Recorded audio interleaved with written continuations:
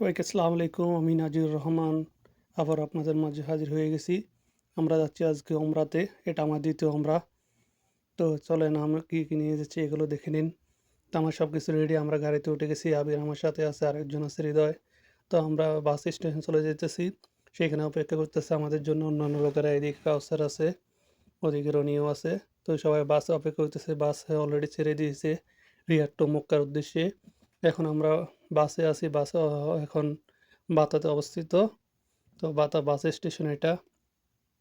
তো বাস অলরেডি চলতে শুরু করেছে। বাস সেই গন্তব্যের উদ্দেশ্যে মক্কাতে। তো দেখে নিন পরিবেশটা, চারিদিকের পরিবেশটা। তো উমরা আমার এইটা ২য় নম্বর উমরা। ১ম উমরা আমি গত রমজানে করেছি। তো চারিদিকটা দেখে নিন এদিকে পাহাড়, পাহাড় মরুভূমির পথ পেরিয়ে আমরা চলে যাইতেছি মক্কার দিকে।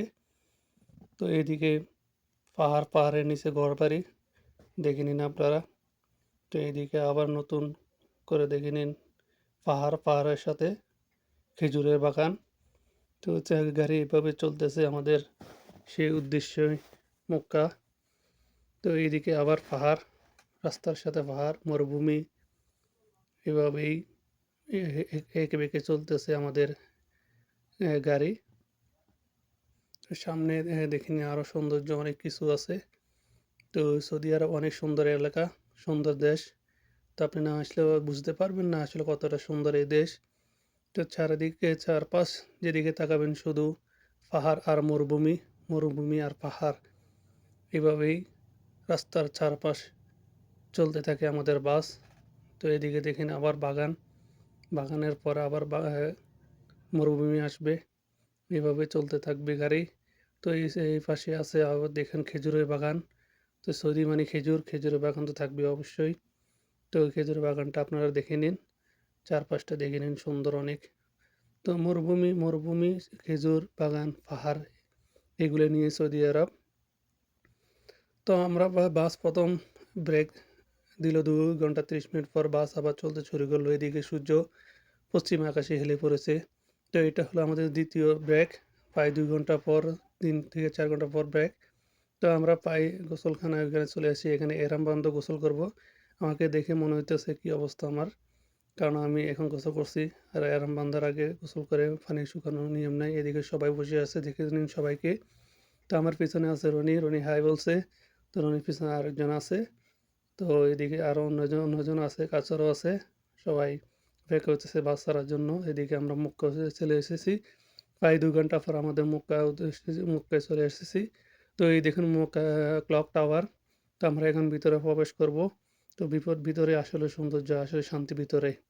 তো আমরা প্রায় ভিতরে চলে এসেছি। তো ভিতরে চারপাশটা আপনারা দেখাবো, দেখেন। এ হলো মক্কা, এ হলো কাবা শরীফ। এখানে সবচেয়ে শান্তি, এখানে সব থেকে পিসফুল। মুসলমানদের সবচেয়ে শান্তির জায়গা হলো এটা।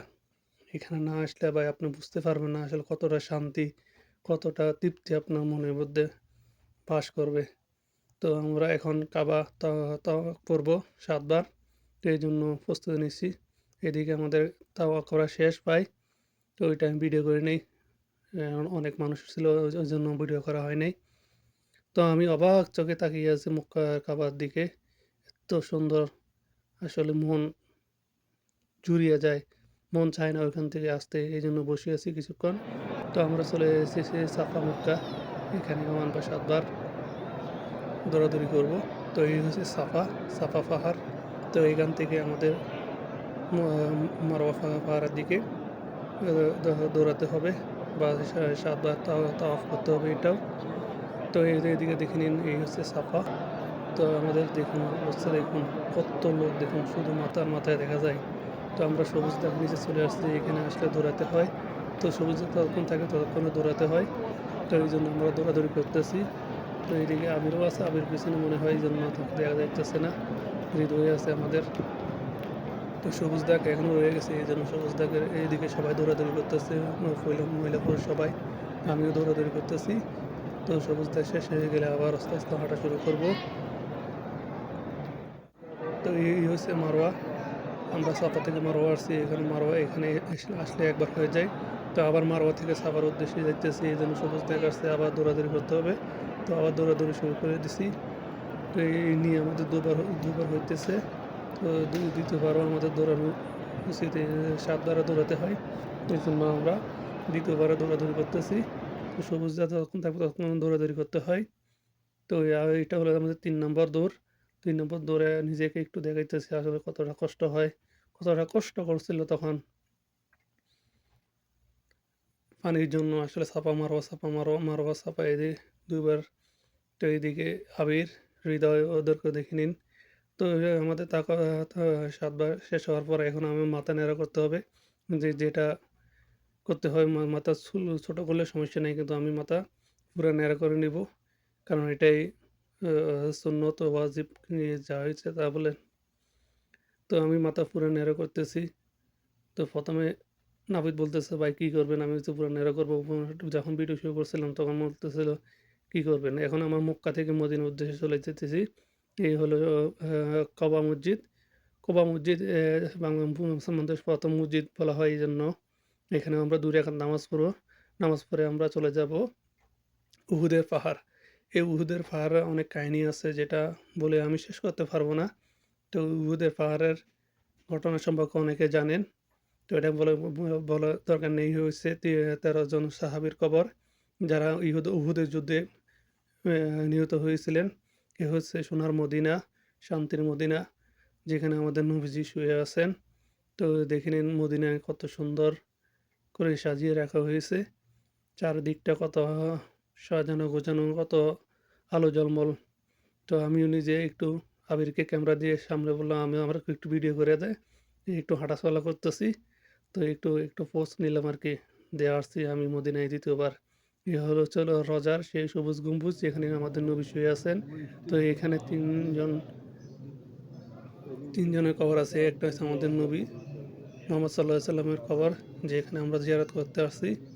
তো আমরা সামনে জায়গা পাইনি এইজন্য পিছন দিকে আইতেছি।